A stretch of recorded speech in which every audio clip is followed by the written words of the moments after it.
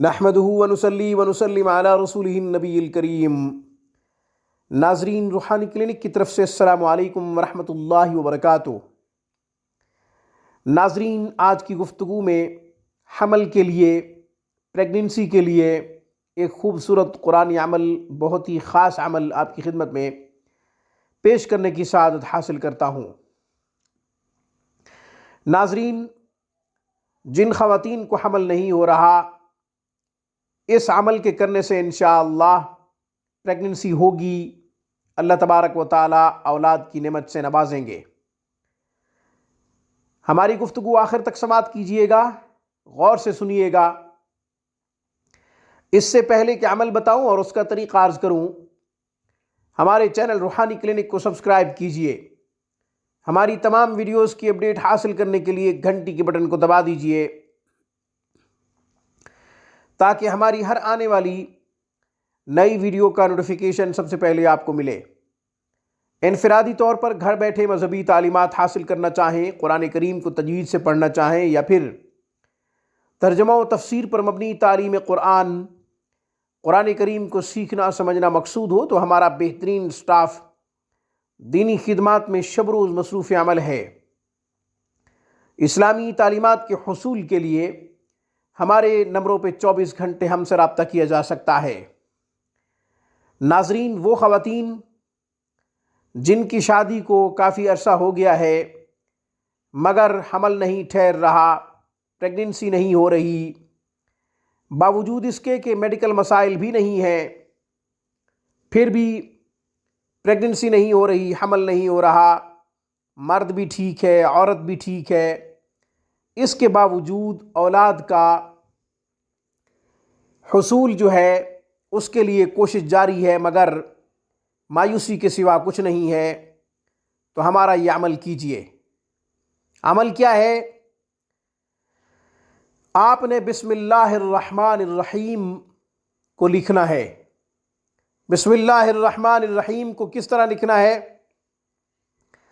اس کے 19 حروف ہیں، آپ نے ہر حرف کو الگ لکھنا ہے۔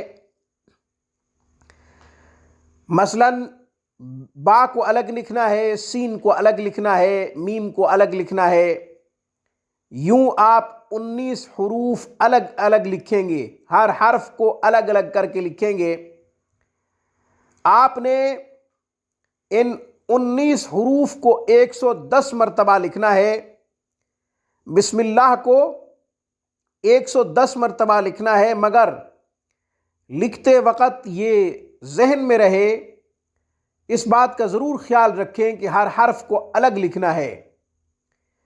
جب 110 مرتبہ بسم اللہ الرحمن الرحیم لکھ لیں، 19 حروف الگ الگ لکھ لیں 110 مرتبہ، یہ تعویذ بن جائے تو پھر یہ تعویذ اس خاتون کے گلے میں اس طرح ڈال دیں کہ تعویذ پیٹ پہ پڑا رہے، پیٹ کے اوپر آ جائے۔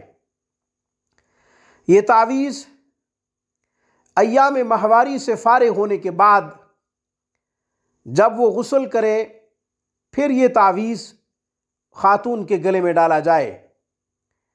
جس دن یہ تعویذ ڈالا جائے اس دن سورج غروب ہونے سے پہلے بسم اللہ الرحمن الرحیم اور سورہ فاتحہ، یعنی بسم اللہ بھی لکھنی ہے، سورہ فاتحہ بھی لکھنی ہے چینی کی ایک پلیٹ پہ، اور سورج غروب ہونے کے بعد اس پلیٹ کو عورت دھو کر پی لے۔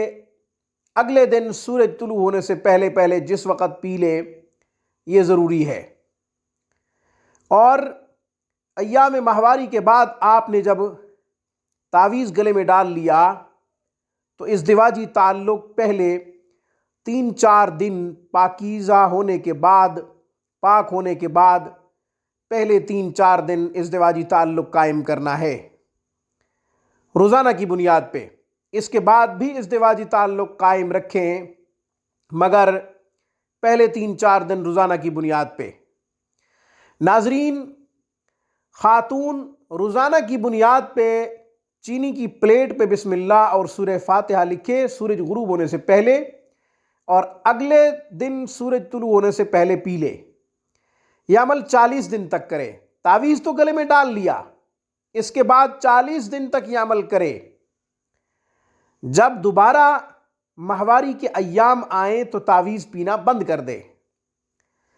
پاکیزگی کے جو دن ہوں گے ان دنوں میں تعویذ لکھ کر پینا ہے، یعنی چینی کی پلیٹ پہ بسم اللہ اور سورہ فاتحہ کو لکھ کر پینا ہے، چینی کی تشتری پہ۔ ایام ماہواری میں یہ عمل نہیں کرنا، مگر تعویذ گلے میں ڈال کے رکھنا ہے، وہ ایام ماہواری کے دوران نہیں اتارنا۔ ناظرین، انشاءاللہ 40 دنوں سے پہلے پریگننسی یعنی حمل جو ہے اللہ تبارک و تعالی اپنے فضل و کرم سے اولاد کی مبارک نعمت سے نواز دیں گے، اور حمل کے بعد 2 مہینے تک یہ تعویذ گلے میں ڈالے رکھے، یعنی جو آپ نے 110 مرتبہ بسم اللہ لکھی ہے، 19 حروف لکھے ہیں الگ الگ، وہ آپ 2 مہینے تک حمل کے بعد بھی گلے میں ڈال کے رکھیں۔ اس کے بعد وہ تعویذ اتار کے دھو کر پانی کسی پاک جگہ پہ گرا دیں۔ گفتگو آخر تک سماعت کیجئے گا، غور سے سنیے گا، عمل مشکل ہے، اسے سمجھنا پڑے گا۔ ناظرین، آج کی گفتگو میں بس اتنا ہی۔ السلام علیکم ورحمۃ اللہ وبرکاتہ۔ Thanks for watching my video. اللہ حافظ، اللہ نگہبان۔